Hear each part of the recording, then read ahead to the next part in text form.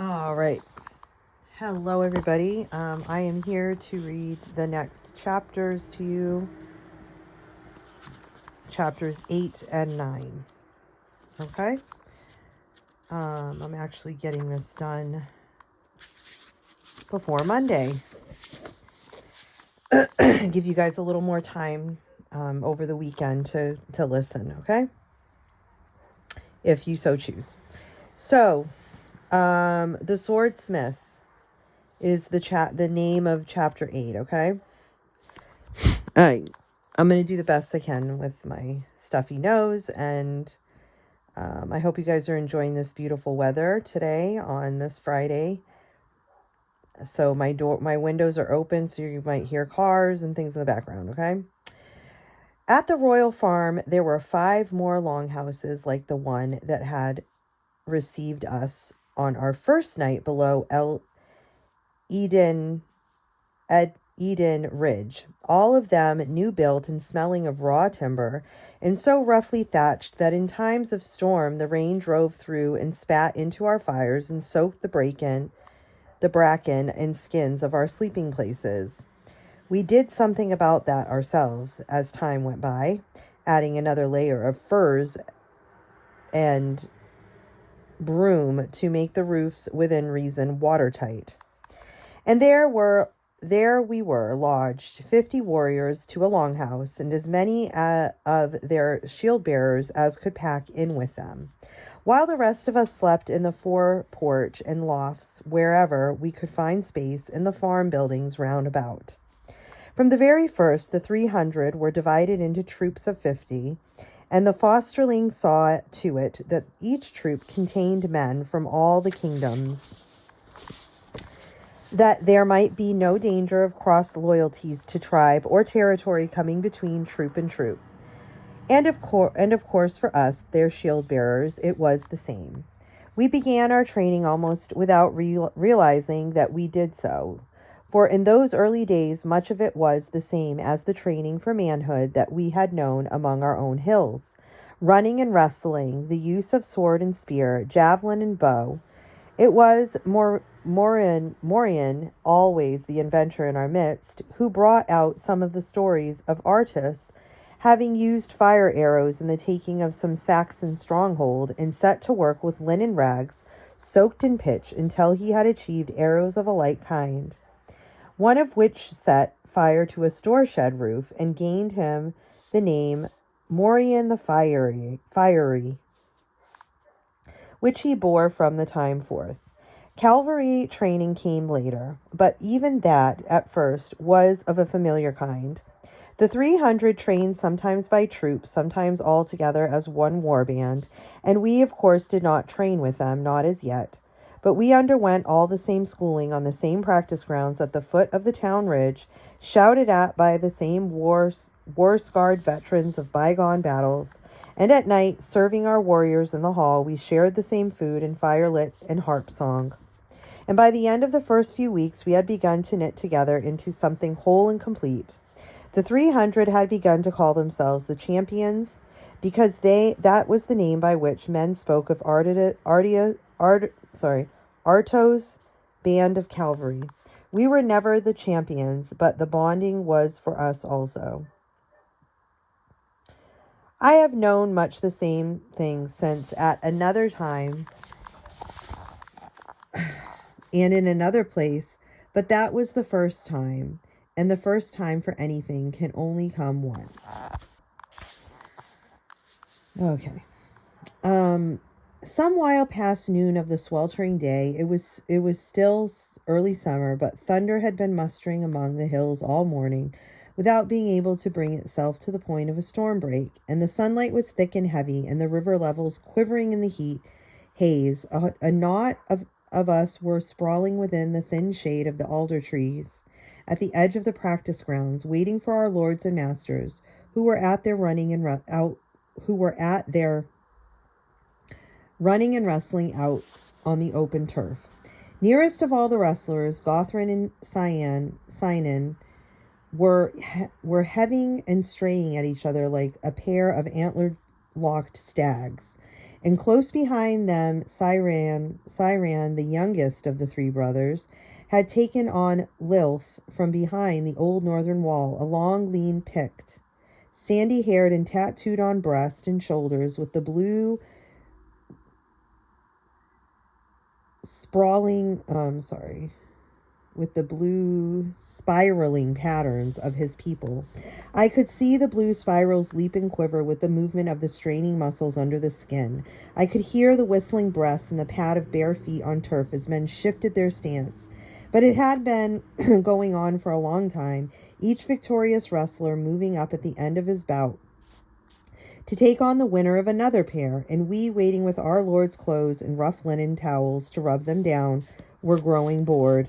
Looking back now, I do not know how it came about that we drew our knives and began to play blade bite. It's a boys' game, and we should have all grown out of it by that time, but we were bored, as I have said. We formed the circle and began, each player of the challenger and challenged in turn, taking stance in the center to try their blades against each other. The victor, as among the wrestlers, going on to meet the victor of the next pair. Only one strike allowed, and the victory to the blade that took the least damage. My knife was a veteran of more than one such contest, and had the notches to prove it, though since it was a good blade, and I had the knack, it had generally given more damage than it took. And when one of Cyan's shield-bearers, Dara by name, challenged me, I advanced to meet him in the middle of the circle with the confident air of a proved champion.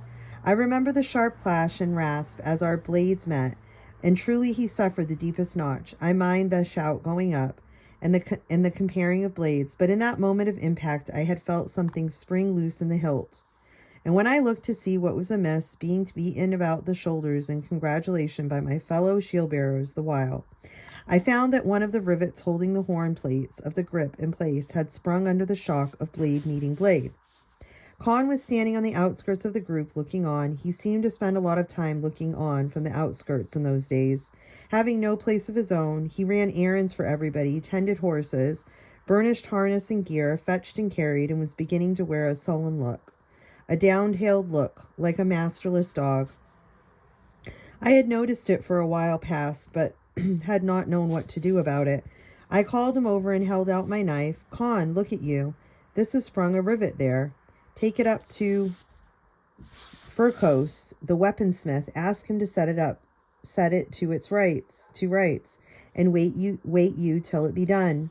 He took the knife without a sword, and turning departed at his looping, faintly lopsided run up the steep track and wound towards the din. When I turned back to the wrestlers, Gothrin had thrown his man. He straightened and stood back, shaking in sweat-darkened hair out of his eyes, then bent to pull Cyan, laughing and breathless, to his feet. They came back, each other with an arm across the other's shoulders towards the shade of the trees, and Dara and I caught up the towels we had abandoned on the grass and went to meet up with them. A good while later, Con had not returned. I had bidden him wait while the rivet was dealt with, and maybe Furcos was busy. The weaponsmiths of Iden were mostly busy at the time, and Furcos, the king's armorer, must be in demand above all the rest. Meanwhile, it was drawing on towards time for the evening meal. Eating with no tools but one's fingers is an awkward and messy business, and I should soon be in need of a knife. On this more than other evenings of the week, for since there was no room for the whole company in the king's hall, each troop in turn supped with the king, while the rest fed in their own hostels from the great cookhouses at the farm, and this evening it was the turn of our troop. So needing my knife, I headed for Furcos' smithy myself to find out what had become of it and Con. It was a while I was threading my way through the storehouses and workshops that clung about the outer wall of the den that it came to me out of nowhere. How seldom Con had gone near the smithy at home, only a few times, and then at my heels in the years since. Fanes had passed by with the archangel dagger, and with the thought came a somewhat confused understanding of the reason why. When I came to the smoke-blackened smithy just within the gateway, It was unwontedly quiet. No ring of hammer or anvil or rasp of grinding stone, no clatter and gasp of the goatskin bellows, only the tired roar of the flames sinking low on the forge hearth. Furcos, the smith, stood beside the anvil, a pair of tongs in one hand, looking intently down at the cooling blade that lay there. His striker stood behind him in the shadows, and on the unusual bench before the door, my mended knife lying beside him, Con sat forward, gazing in the same direction with the tranced air of someone listening to a Harper's story that had captured his whole heart. He was not aware of my coming at all, and I checked in the doorway, not speaking. Furcos was tempering a sword blade, and no one speaks to a smith or makes any sound to break his attention in that moment. The blade cooling on the anvil had passed through the hot colors before I came, and the white and the yellow and the red, and it was glowing violet, changing to a blue as we watched it, and the blue deepening to the color of a nightshade flower. Another instant, and it would be dulling on the edge of a black. And in the instant, Furcos grasped it with the tongs, and with a swift movement plunged it into the trough of water that stood ready. There was a hissing as of a disturbed snake pit, and the smithy filled with throat-catching steam. And when the hissing had subsided and the steam began to clear, Furcos took the blade from the water and laid it back on the anvil, dead and almost black, its rainbow fires all faded, and stood looking at it with his head on one side. In a few moments more he picked it up again in his hands now, bending it into an arc, and letting it go with a twang like a released bowstring.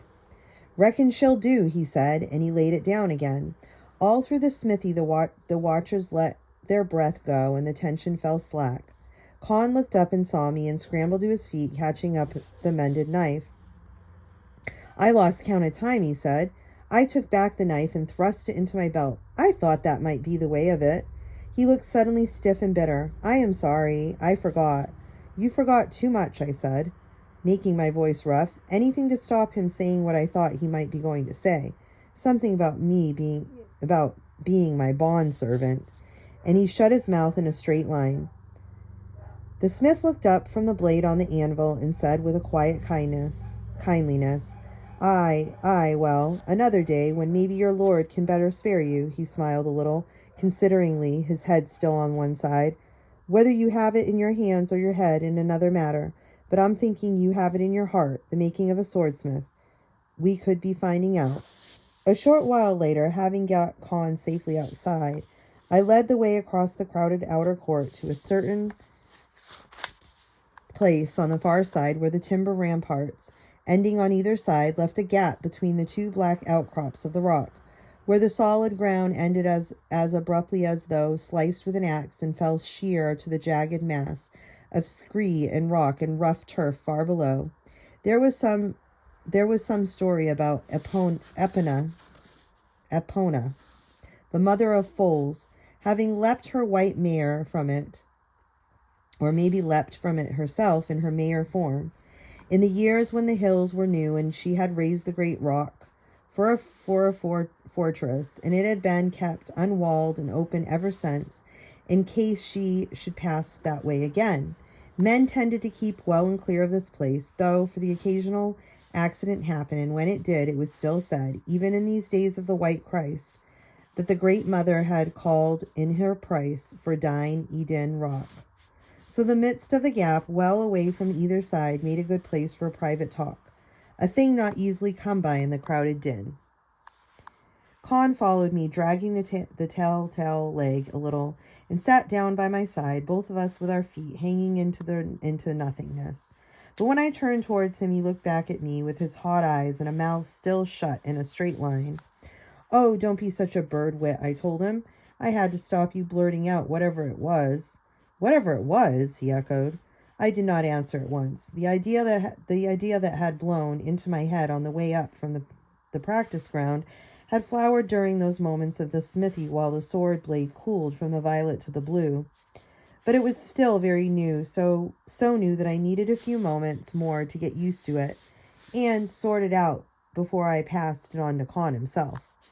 "I used to think," I began at last, "well, I don't suppose I thought much about it really, that you had forgotten that idea about learning to be a smith." "Well, you never went near Loban's forge at home," save when I dragged you, but you have not forgotten, have you? I knew it was foolishness. You haven't, have you? I said. I had to be clear about that. It was his turn to be silent, watching the long, low tumble of hills in the wrestling light, half lost in the thunder haze.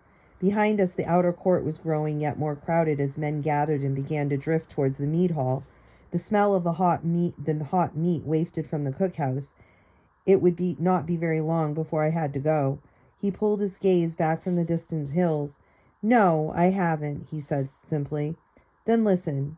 Did you tell Furkos? Have you told anybody that you were my bondservant? No. You told Gothrin I was your body servant. That is a different matter. There are free body servants. Not many, but a few. He looked at me, frowning, puzzled as to what all this was about, and I pushed on. Don't you see, Con? I cannot give you your freedom. I would if I could, but you are my father's, not mine. But if you want to be a swordsmith, then here is your chance to learn the skill, and when you have learned it, you're free. You mean it? He said. Of course I mean it. Supposing always that Furkos will take me. He'll take you. You heard what he said. There's not a smith in Din Eden or along the town ridge who isn't in need of all the help he can get, since the king's hosting. Con's gaze was very level.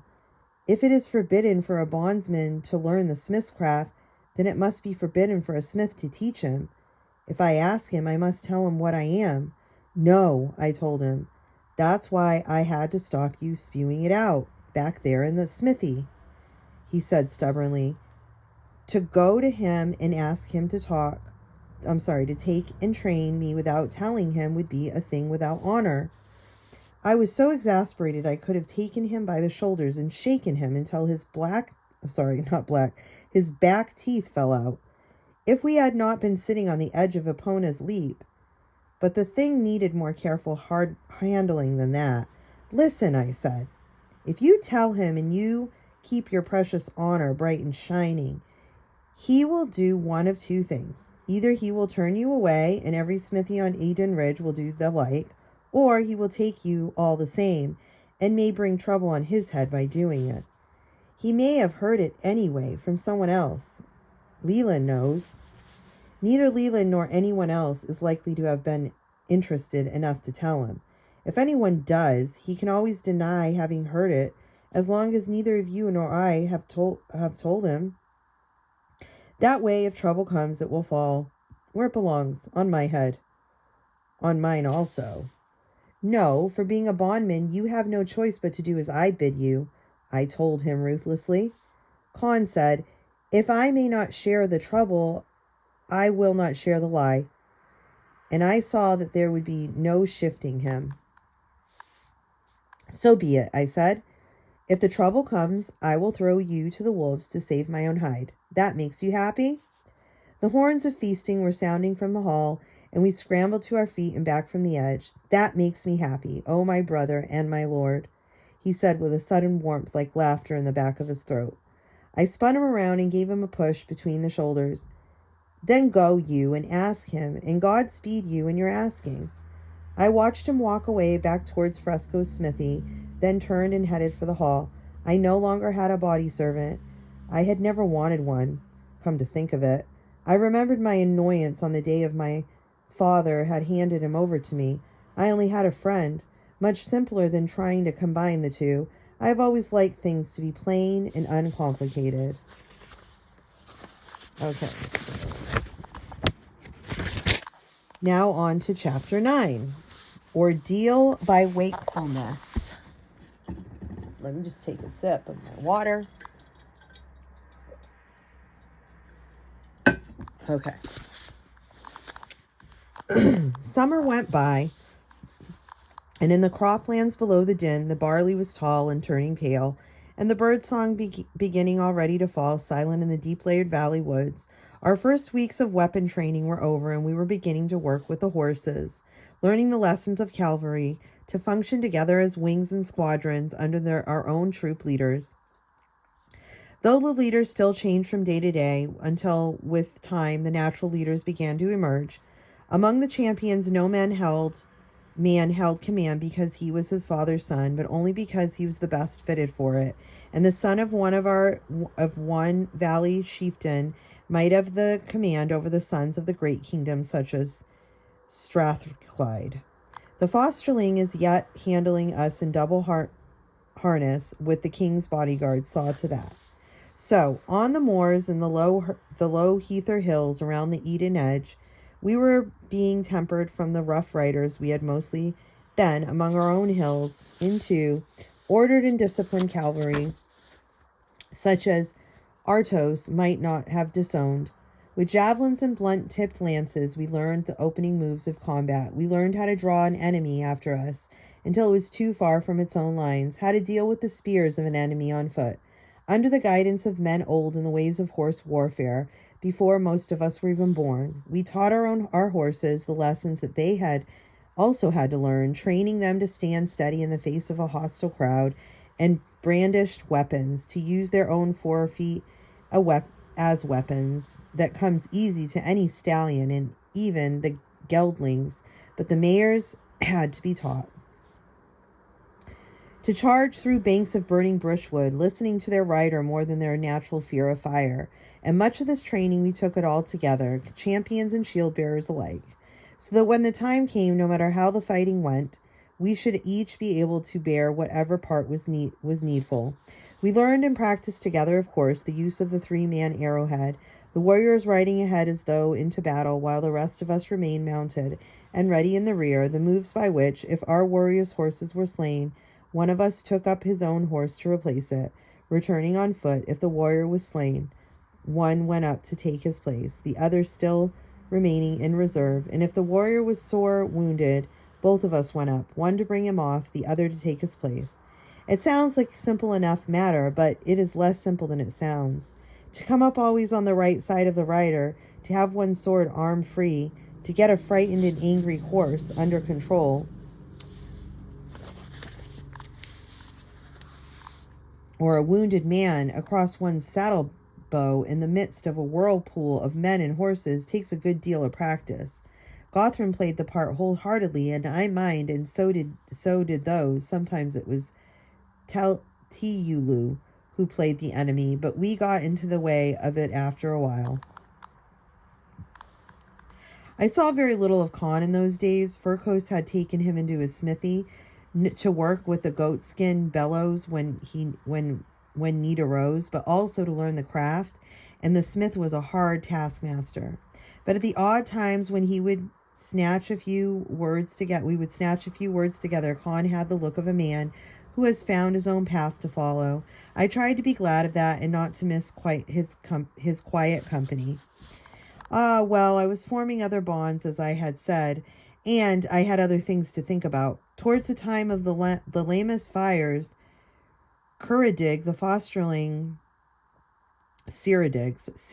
fosterling devised a new kind of ordeal for us, and from then on, far into the autumn, groups of the champions would draw lots from an age-eaten Roman helmet. 3 white pebbles and the rest black. Each time, those who drew the white pebbles were issued with 3 days' hard ration of oatmeal or a barley bannock, and sent out from the ridge with orders to go where they would, hold together and keep themselves and each other from sleeping for 3 days and 3 nights. Again, it seemed a simple matter, but those of us who had ever trained a hawk and been through the 3 nights and the days of keeping awake, that is the final point of the training, had some idea of what was entailed. It was into early autumn by the time it came to the turn of our troop, and night after night the draw was made until Gothrin and Sinan and Lilf the Pict drew the white pebbles.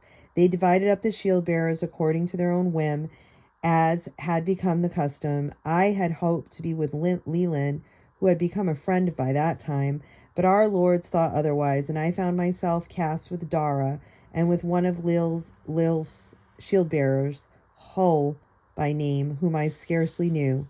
The lots were drawn overnight, and afterwards we ate all that our bellies would hold and slept like hogs, and at dawn we scattered in 3 threes into the wilderness. Dara and Hull and I joined the old paved road that headed northwestward towards the long-forsaken legionary fort on the shores of the Firth. Castlelum, I had heard it called. The place had an uncanny reputation, for it was said that it had been garnished not by red crests, but by men who called themselves frontier wolves, and had some sort of kinship with the four-footed kind, and whose ghosts still come back in the wolf shape to run through the ruins at full moon. That would have seemed a good enough reason for keeping well clear of the place, especially as the moon was near to so full. So why we chose to spend our 3 nights vigil there, I am not sure. Maybe it gave us the whole exercise of a heightened smell of adventure. Maybe we thought it would be something that we could crow about afterwards to less valiant souls. Also, I think we played quite deliberately with the idea that the whiff of fear might help us keep awake. From the place where the Eden Ridge track turned off from it, the road was almost lost, for a few people traveled it anymore, and the tide of heather and bramble and rough grass had come flowing in. Sometimes for a short distance our feet sensed the hardness of stone under the grass, but at other times it was though no one had ever passed this way before. The little thin wind blowing up from the firth began to have the smell of salt in it, and the crying and calling of shore birds was the voice of a great loneliness as we came down the last stretch to the old lost frontier fort. It was not the first time that we had come that way. By that time there were few places within half a day of Din Eden that were not known to us, but I had not been so aware of the loneliness, the emptiness of a place before. There were birch and rowan in the ditch, and the past summer's willow herb turned to gray seed, massing in the gap where the gateway must have been. And midway between the fallen stone stumps of the gateway's towers, a path had been trampled through the willow herb, not so empty of human life after all. The sight pulled us up off in our tracks, and Hull said, "We are not the first comers by the look of it. Like enough it is an animal, fox or wolf," I said. But Dara thought otherwise. Never saw anything wild but a wild pig leave a trampled track like that. Wild pig or man, not ghost wolf anyway. And he giggled. Dara was a stout, good-natured Calliant with pale green eyelashes and a giggle that came out of him like water out of a bottle. But having made his jest, he glanced about him uneasily. It was not quite the place to be jesting about ghost wolves. Hull, who like all the pickish kind had a nose like a hunting dog, dropped to his knees and crouched forward, sniffing at the trampled stems. "It is a man." He got up, and the 3 of us stood for a moment looking at each other, wondering whether we should go elsewhere, but it seemed a poor-spirited sort of thing to do that, to turn away, as though someone else had a better right than we had. I said, "This place is big enough for the lots of us." And we prowled in, swaggering a little for the benefit of the eye that might be watching.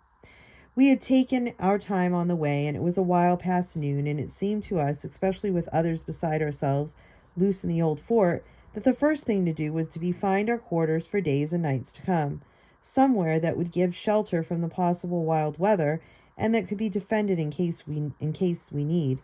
We scattered to the search, but not widely, keeping within all sight signal of each other all the while, and cast around among the tiny hummocks and fallen briar-grown walls like hounds on the thin scent. In the gate gap between breast-high banks, which gave out into what seemed to be some kind of outer part of the camp, where it ran into gray waters of the Firth, Hull picked up the scent of the first comers again, and after careful testing of the grass and bushes, he was a track it to equal the little dark people was Hull, whatever that means. Told us, squatting on his hunches, "They have not come back, not this way anyway." So then we bid clear of beyond the gate. Dara said, "That gives us the high ground at all events," and we turned back into the ruins of the main fort. We found our shelter after a while, a kind of undercroft, a storage place perhaps. The front half of whatever had been above it had fallen in, half blocking the ragged entrance gap, but further in it appeared to be sound enough, the earth above it held by the arched stonework and the roots of trees, shelter from night and weather and wolf. We built a hearth of fallen stones close to the mouth of the cave, more like a cave than a building it seemed, and gathered dead wood for a fire when night came, but no bracken or like we would normally have done, so to pile over the root broken stones of the floor, for the more we made ourselves comfortable, the harder we would find it to keep from sleep.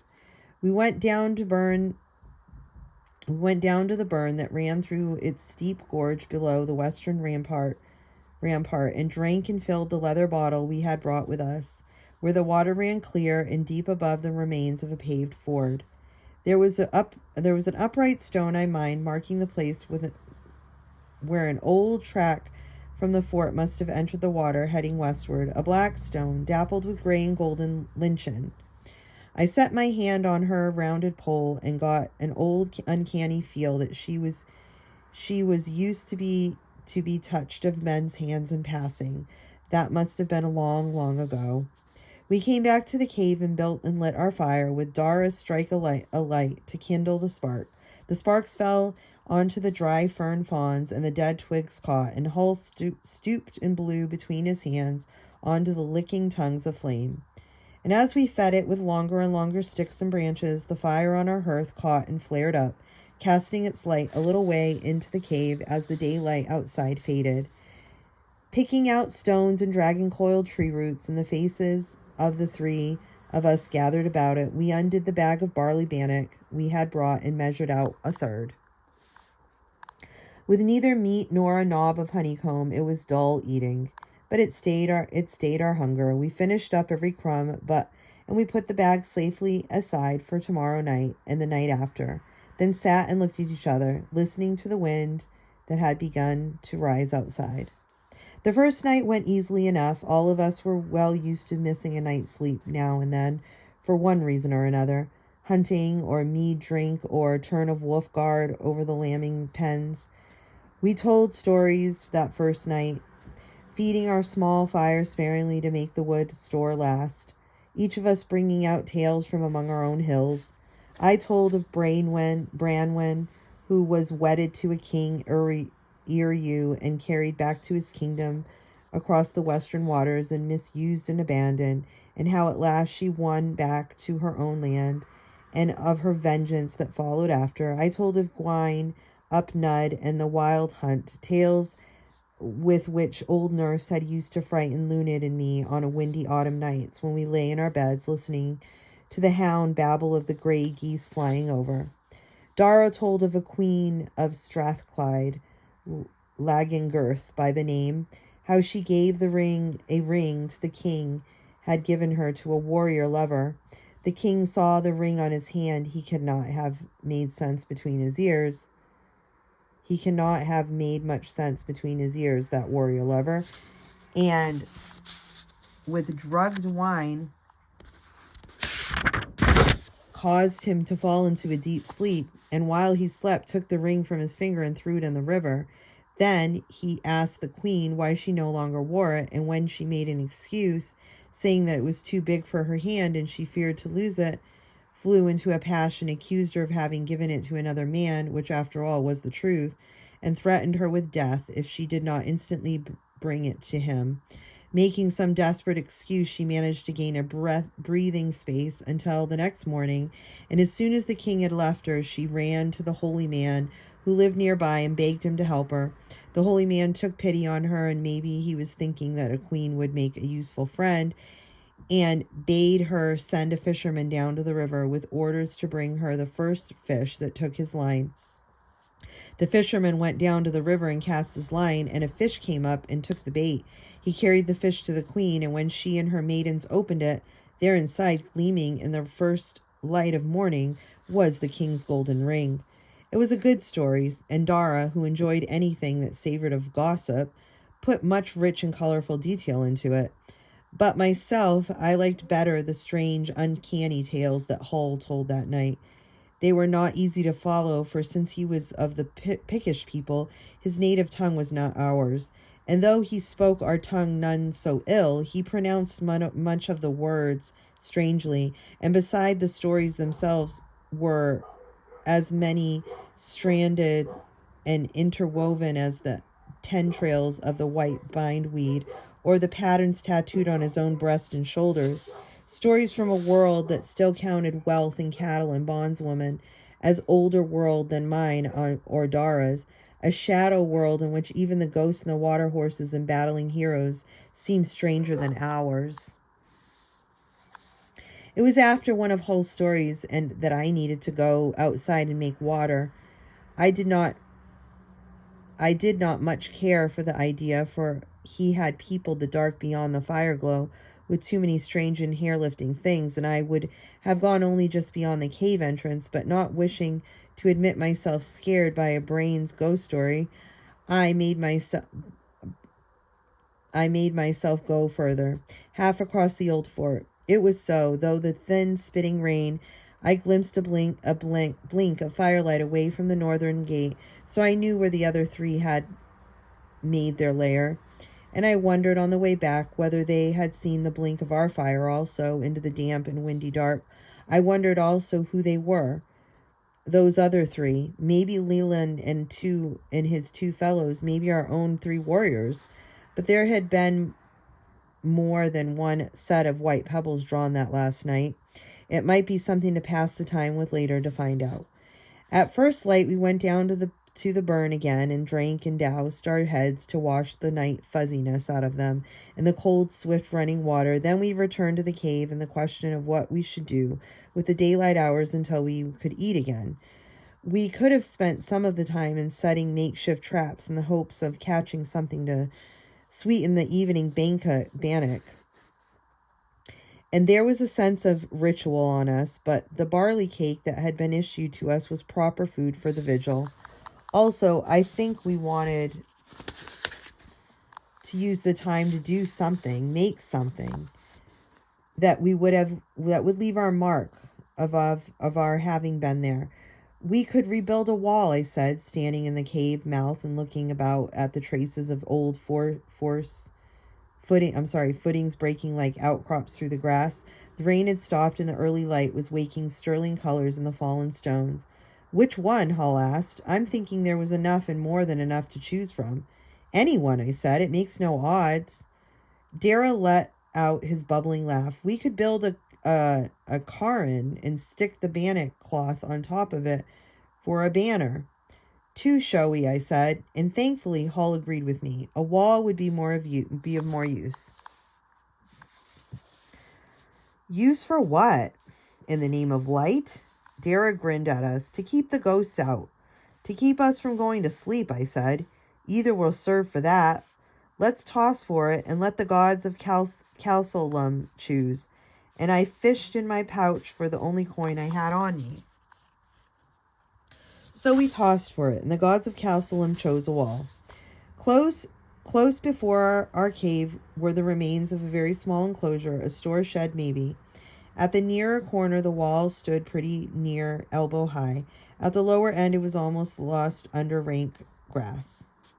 In one place, a rowan tree had seeded in the rubble, filling and sent its roots down into the footing, heavying the stone aside. We hacked back the docks and brambles until the whole oblong lay clear and began building. There were plenty of loose stones laying about, and we heaved them up and stacked them up top upon each other, fitting them together in the manner of dry stone walling. None of us were expert builders of walls, but we brought great care to the task. If we were going to build a wall, it should at least be a wall that we could be proud of. Also, the more care we took, the more we thought about what we were doing. The less we had to think about the emptiness of our bellies, the less likely we were to fall asleep. It became very important to us, that wall. We held a deeply earnest council, I mind, as to what we should do about the rowan tree, build around it, or leave a gap. In the end, we left the gap, carefully squared up.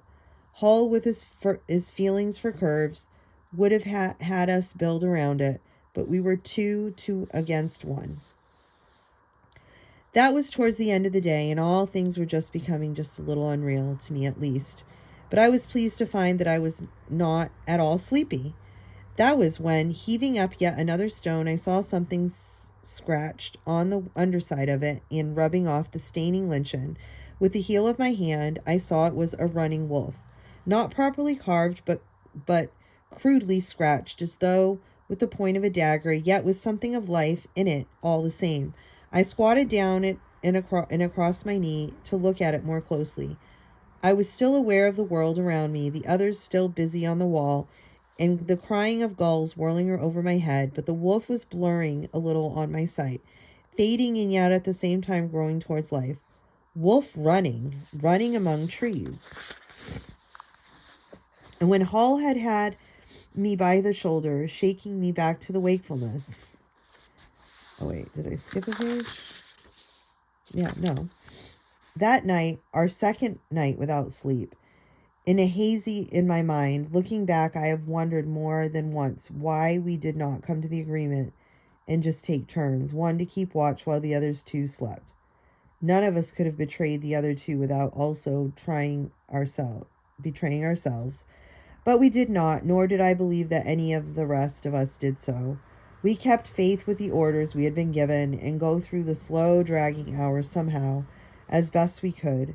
With the fire rekindled and the evening ration eaten, we returned to our storytelling. But in truth, we had all lost our taste for it, and in the effort to concentrate on telling a story or even listening, it seemed suddenly more than it was worth. And as the stories began to tail away, we turned more and more to talk, to word games, riddles, getting up to stretch, stamp about every now and then. When the flame lights began to blur, we played dice for pebbles. We tried to play flash the fingers, but the must be played at lightning speed if it is to be a game worth playing at all. And our reactions were so slow that we abandoned the attempt. We talked mostly about our elders and betters. The first night had been Hull's with his chill, uncanny stories from beyond the edge of the world, but that second night was Dara's. He's being born and bred on Eden Ridge and having, moreover, a nose for other people's affairs that would have done credit to some old henwife.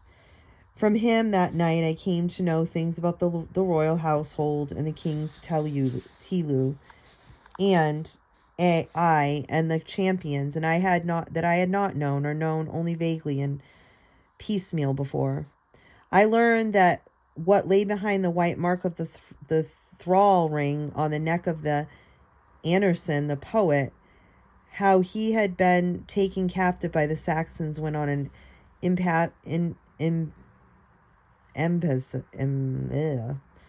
embassage, to their king, taken under the green branch of peace talk, which is against all the rules even of war, and held for ransom, and how when his fellows returned with the word, Minindog, ashamed to haggle for the life and freedom of a friend, and he was not, after all, called to wealthy, he had demanded gold brought from his treasury and bidden sinew of the hearth champion to take it south.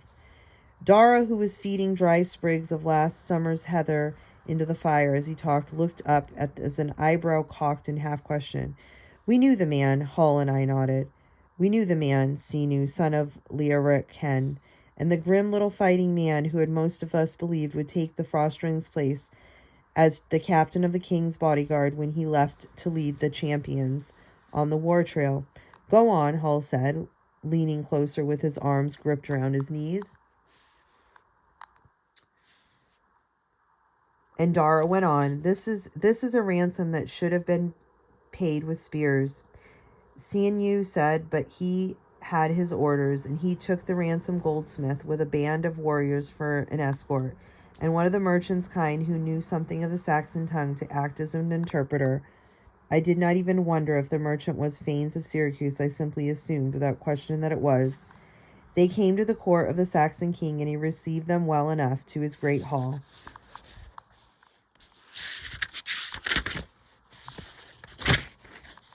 Okay, almost done, guys. Let me take a drink of water.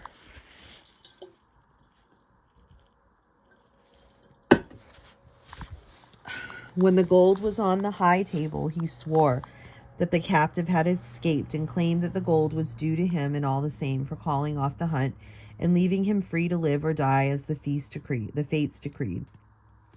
Then Sinew cried out, "Did I not say, this is a ransom that must be paid with spears?" And he and his men snatched firebrands from the hearth and flung them into the thatch and the roof's timbers. In the tumult and the confusion they fought their way out, leaving the gold and 3 of their own men dead behind them. And while the Saxons strove to save their king's hall, they set off, questioning like hounds through the surrounding buildings. And Anrian, who all this while had been chained by the neck close by in the store shed, half underground, heard the uproar, and guessing the meaning of it, or maybe knowing by the inner sight of his kind, lifted up his voice and began to sing. And Sinew and his men heard the voice of the song that were Anrian's and made towards them. They battered their way into the prison place and hacked his neck chain free of the beam to which it was made fast, and bore him off to where the horses waited and back to Din Eden. It seemed that this was the end of the story, but we waited, hoping for more, and in a short while Dara looked up from his fire feeding again and went on. "I saw them ride in. I was but 7 summers old, but I mind yet what Anrin looked like." "Bad," I prodded. Bad, I prodded, as though he had had the wild hunt on his trail. Had the Saxon tortured him? Hull ran to the tip of his tongue, which was narrow and pointed over his lips. "I would not be knowing. I have heard it said that he was very sick for a long while, and that the king would have had taken him into the house of the Holy Brothers and tended him there by the infirmary, who was also one of his own physicians. But the Father Abbot would not accept him unless he received the faith of the White Christ, and sick or not, Anrian had other thoughts as to that. It must have been a scene worth watching." Dara let out a bubbling giggle. "In the end, the queen and her women tended him. I dare say he was better off that way." I nodded. "I have heard it said that the queen has the gift of herb healing. She and the Princess Niamh also. As to that, surely every woman passes her skills on to the chosen and among her daughters. I wonder if the queen chose that one because she lacks the beauty that the others have, and could do with a skill to make of it," Hull said thoughtfully. Then shook his head. "More likely because she had the skill born in her, and it only needed to be trained and nurtured." Dara said quickly, "In any case, she does not lack beauty for those with eyes to see." "Such as yourself? It seems you have a special interest in the Princess Niamh," I began, mocking a little, but it seemed that it was not mocking in a mocking matter. It was no mocking matter, because I am Cyan's shield bearer, and I take proper interest in his affairs," Dara said stiffly, "and she would come running if Cyan whistled." I laughed. "As to that, every girl along Eden Ridge would come running if Cyan whistled." "Is this different?" "An old story. She used to run at his heels like a puppy whenever she would escape from her nurse. Once he got tired of it and set her on the high branch of an apple tree and went away and left her there. It is different now, of course, but..." He broke off. Hull had tensed like a hunting dog, nose up, and faint quiver running through him. He got up and moved soundlessly, crouching a little, towards the entrance.